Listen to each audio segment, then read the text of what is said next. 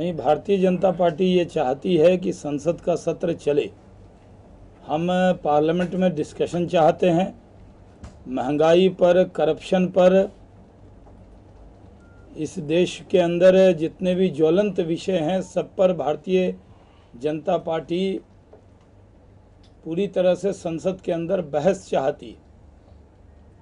आज संसद चलाने की जिम्मेदारी सत्ता पक्ष की भी है। विपक्ष पूरी तरह संसद चलाने पर गंभीर है। सत्ता पक्ष को भी गंभीर होना चाहिए और जिन नियम के तहत भारतीय जनता पार्टी चर्चा चाहती है उस नियम के तहत उनको चर्चा देनी चाहिए। पिछला जो सत्र का समय बर्बाद हुआ उसकी पूरी जिम्मेदारी कांग्रेस और उनकी सरकार पर है, क्योंकि उन्होंने जेपीसी की मांग नहीं मानी थी। जब उन्होंने जेपीसी की मांग मान ली तब संसद का सत्र चला था। इसलिए इस बार करप्शन पर, भ्रष्टाचार पर, जिस तरह से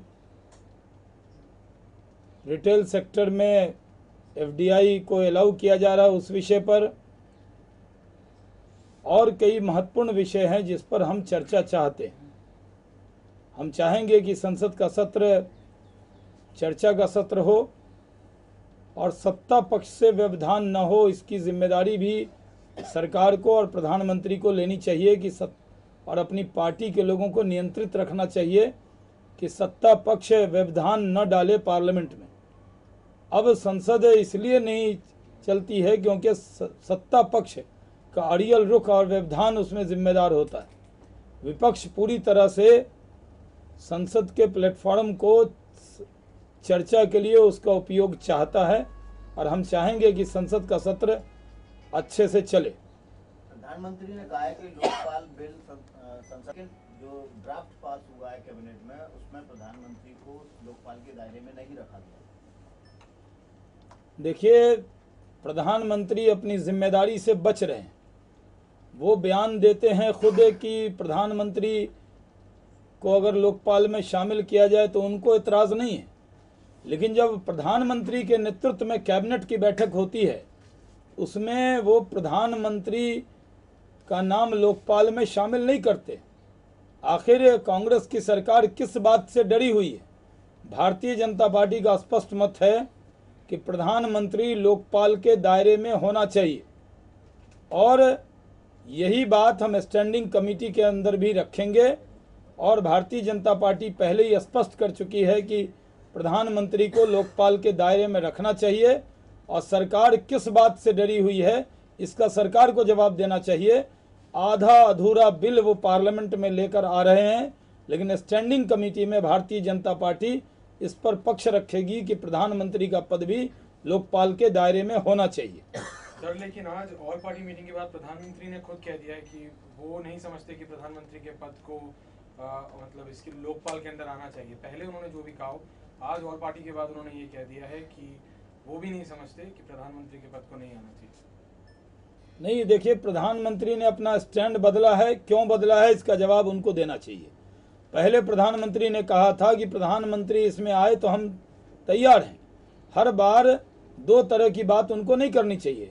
पहले उन्होंने कहा कि हम पीएससी की मीटिंग में आने के लिए तैयार हैं, और जब पीएससी के लोगों ने पीएमओ के ऑफिसर को बुलाना शुरू किया तब सरकारी पार्टी के लोगों ने हल्ला हंगामा शुरू किया।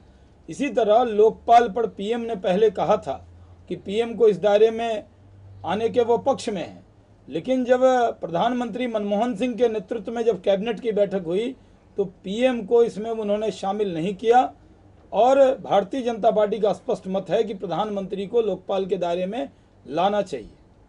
तो सर, चाहे मतलब जितना मर्जी जो बोल लिया जाए, लेकिन जिस हिसाब से सारे मुद्दे निकल के आ रहे हैं, लगता नहीं कि इस बार भी पार्लियामेंट 2-4 दिन के मतलब हफ्तों नहीं चलेगी दोबारा, ऐसा है। भारतीय जनता पार्टी पार्लियामेंट का 1 मिनट का भी समय बर्बाद होने देना नहीं चाहती।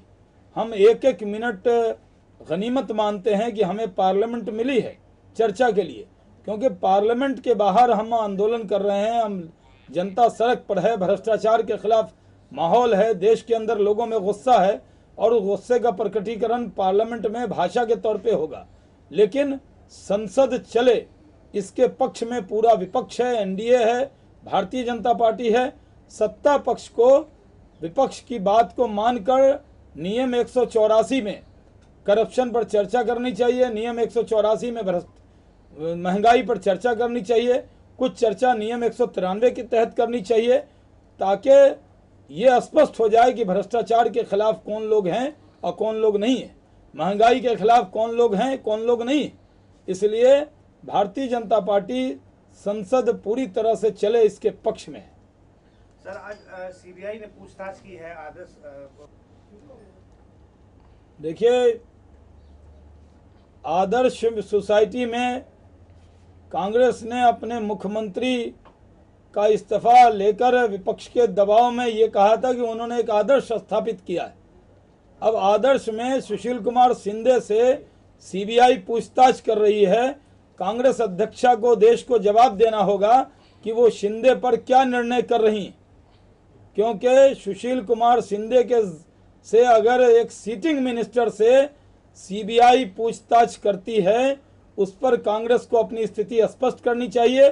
कल सुबह भारतीय जनता पार्टी की वरिष्ठ नेताओं की बैठक होगी, उसमें शिंदे पर हम अपनी नीति बनाएंगे और इस विषय पर हम कांग्रेस से जवाब चाहेंगे कि सुशील कुमार शिंदे के मामले में जिससे सीबीआई पूछताछ कर रही है, कांग्रेस ने कुछ पूछताछ सुशील कुमार शिंदे से किया है या नहीं किया है, और कांग्रेस अध्यक्षा सुशील कुमार शिंदे पर क्या निर्णय ले रही हैं, ये उनको स्पष्ट करना चाहिए।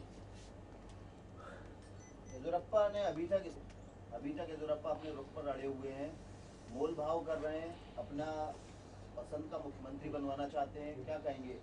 जो पार्लियामेंट्री वोट था उसके आदेशों की धज्जियां उड़ा रहे हैं येदियुरप्पा। नहीं, अभी पूरी तरह से थोड़ी देर में सारी स्थिति स्पष्ट हो जाएगी और जो पार्टी का फैसला है वो सब लोग मानते हैं, उसमें कोई दिक्कत आने वाली कर्नाटक में नहीं है। पार्टी का जो निर्णय है वो इम्प्लीमेंट होगा और उसकी सूचना आपको मिल जाएगी। शाहनवाज जी, ऐसे आप अभी कह रहे हैं येदियुरप्पा इस समय राजभवन की तरफ 65 एमएलए के साथ पैदल जा रहे हैं, उनके बगावती फेवर है। उनका कहना ये है कि राज्यपाल से मिली स्थिति स्पष्ट हो जाएगी और पार्टी सरकार बचा लेगी। हम इस पर पूरी स्थिति की जानकारी लेकर आपको 1 घंटे बाद आपको फिर से ब्रीफ करेंगे। शाहनवाज जी, एक आखिरी सवाल आज का बोलिए ना। ये प्रधानमंत्री ने कहा है कि विपक्ष जब उनसे इस्तीफा मांगेगा या फर्जी घोटाले के आरोपों पर सवाल चर्चा जब होगी तो विपक्ष के भी बहुत से गड़े मुद्दे जो उखड़ेंगे, इस पर आप क्या कहें? प्रधानमंत्री विपक्ष के सवालों का जवाब दें, धमकी न दें।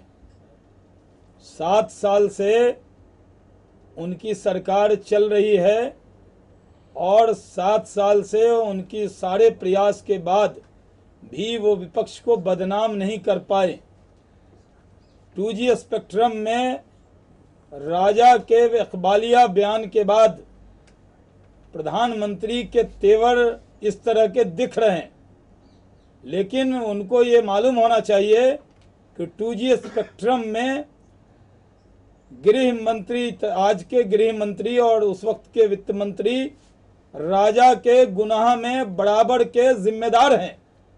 और भारतीय जनता पार्टी ये पूरी तरह से जानती है कि प्रधानमंत्री और मनमोहन सिंह और चिदम्बरम साहब की जानकारी में ये पूरा 2G स्पेक्ट्रम का स्कैम हुआ है। इस विषय को हम लोग छोड़ने वाले नहीं हैं। जो लोग 2G स्पेक्ट्रम के इतने बड़े स्कैम के जिम्मेदार हैं, उनको जवाब देश को देना होगा, उनको जाना होगा। भारतीय जनता पार्टी इस विषय को पार्लियामेंट में उठाएगी और हम लोग इन बात की परवाह नहीं करते कि प्रधानमंत्री का ये बयान कि वो कौन से गड़े मुर्दे उखाड़ना चाहते हैं, उसके लिए भारतीय जनता पार्टी पूरी तरह से तैयार है।